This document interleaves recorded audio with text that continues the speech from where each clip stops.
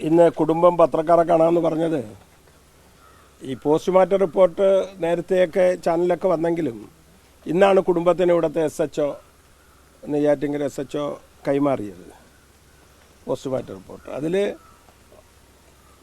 കെട്ടുകേൾവിയില്ലാത്ത വലിയ വാർത്തകൾ കേട്ടെങ്കിലും സ്വാഭാവിക മരണമെന്ന് റിപ്പോർട്ട് ചെയ്തിട്ടുണ്ട്. ഇനിയും അടുത്ത് കെമിക്കൽ പരിശോധനയിൽ പറയുന്നുണ്ട്. പക്ഷേ ഈ സാധു കുടുംബം പറഞ്ഞ കാര്യങ്ങളാണ് സത്യമെന്ന് അതിൽ വന്നിരിക്കുന്നു. രണ്ടാമത് ഓർമ്മപ്പെടുത്താനുള്ളത് ഇവരുടെ ഉപജീവന മാർഗമെന്നാണ് എല്ലാ ചാനലിലൂടെയൊക്കെ ഇപ്പോൾ പറയുന്നത്. പക്ഷെ അവരുടെ ഭക്തി മാർഗത്തിന് മാത്രമാണ് ഇത് ഉപയോഗിക്കുന്നത്.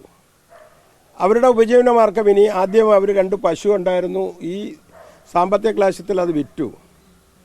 ഇനി അവർക്ക് ജീവിക്കുന്നതിന് വേണ്ടി 2 പശു നമ്മുടെ കേന്ദ്രമന്ത്രി സുരേഷ് ഗോപി വാങ്ങിക്കൊടുക്കാമെന്ന് പറഞ്ഞിട്ടുണ്ട്. അതാണ് അവരുടെ ഉപജീവന മാർഗം. 2019 ഇതൊരു ട്രസ്റ്റായിരുന്നു. ഇത് ഗോപസ്വാമി ഉണ്ടാക്കിയ ട്രസ്റ്റാണ്. അതിൽ തന്നെ പറയുന്നുണ്ട് ഈ ട്രസ്റ്റിൻ്റെ വക സ്ഥലം, ആ കെട്ടിടം ഇതും കൈമാറ്റം ചെയ്യാനോ വായ്പ എടുക്കാനോ പാടില്ലെന്ന് ഗോപസ്വാമി ആ ട്രസ്റ്റിൽ 2019 തന്നെ എഴുതി വച്ചിട്ടുണ്ട്. അപ്പോൾ സ്വാഭാവികമായിട്ട് ഇതിന് മാർക്കറ്റ് ചെയ്യാനാണ് എന്നൊക്കെ പറഞ്ഞുള്ള വാർത്തകൾക്ക് കുടുംബത്തിന് വേദനയുണ്ട്. ആ ഗോപസ്വാമിയുടെ ആ ട്രസ്റ്റാണിത്. അതിൽ വായ്പ പോലും എടുക്കരുത്, കൈമാറ്റം ചെയ്യരുത്, ഒരു വ്യത്യാസപ്പെടുത്തരുത്, ഭക്തി മാർഗത്തിന് വേണ്ടി ഉപയോഗിക്കുക എന്നുള്ളതാണ്. അപ്പോൾ ഞാൻ ഈ കുടുംബമായിട്ട് സംസാരിച്ചപ്പോൾ അവർ പറയുന്നത് അവർക്ക് ഈ സമാധിയോ ഇതുമായി ബന്ധപ്പെട്ട് ജീവിക്കാൻ ഒരു കാശിൻ്റെ അവർക്ക് ആവശ്യമില്ല. അവർക്ക് പണ്ടത്തെ പോലെ അവർ 2 പശു കൂടി കിട്ടിക്കഴിഞ്ഞാൽ അവർ സുഖമായിട്ട് ജീവിക്കും. ഭക്തിമാർഗത്തിലേക്ക് ഗോപസ്വാമിയുടെ സമാധി ഇതുമൊക്കെ അവർ തൊഴുകയും ഇതും ചെയ്യും. അതൊരു വ്യക്തത വരുത്തുന്നതിന് വേണ്ടിയാണ് ഇന്ന് ഇങ്ങനെ വിളിച്ചിട്ടുള്ളത്, കുടുംബക്കാർ വിളിച്ചിട്ടുള്ളത്. ഞങ്ങളും കൂടി ഒരു സഹായി എന്നേ ഉള്ളൂ ഇതിൽ.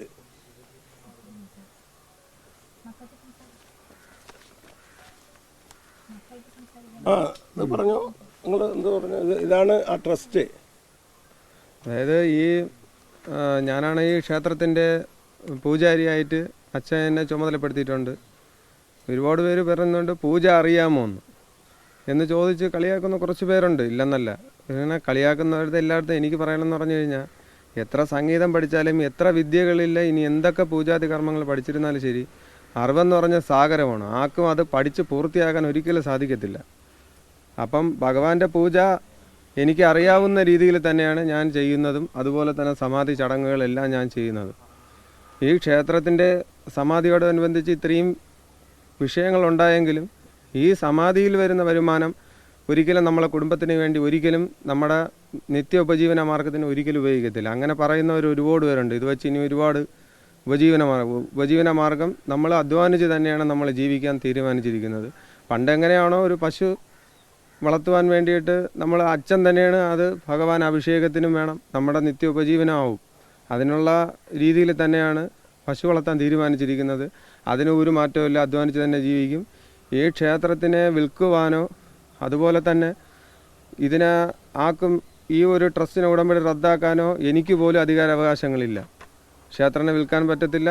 ഭഗവാന്റെ പൂജാതി കാര്യങ്ങൾ നിത്യവും ചെയ്തു മാത്രമേ മുമ്പോട്ട് പോകുവാൻ പറ്റുള്ളൂ.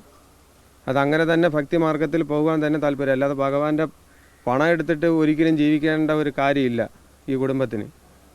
ഇത് തന്നെയാണ് എനിക്ക് പറയാനുള്ളത്.